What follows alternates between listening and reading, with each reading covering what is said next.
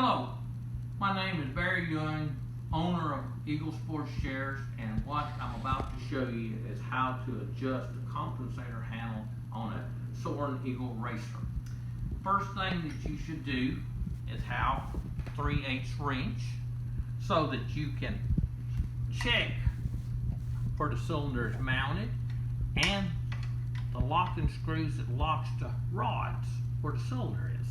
Now, you check both of these to make sure they're snug. Make sure this is snug. When you have that takes any movement out of them.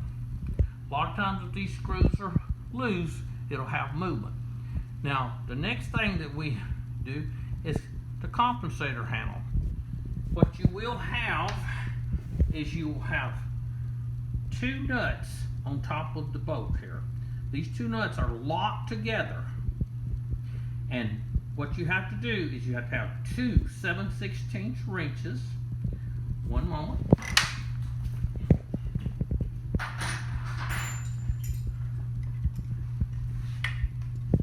And these two 7/16 wrenches, you hold one and you take the other, and what you do is you do them in opposite directions. What that does is that loosens it totally.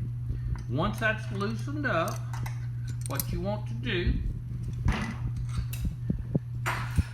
is have 3/16 T-handle alloys. Now, these bolts are 3/16 under them, and when you do that, you hold this and snug the first nut up, the one closest to the handle.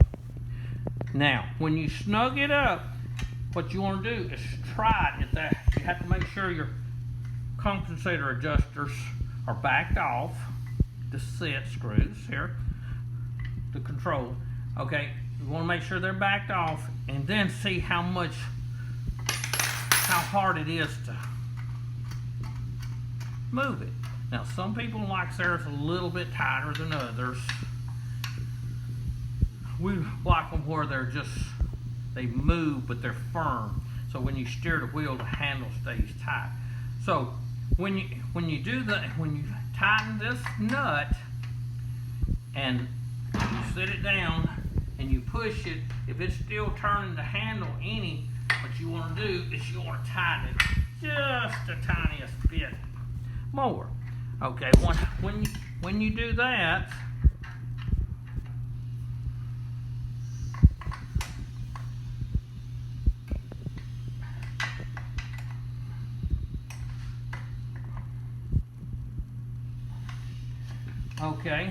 when you do that, you got it tight.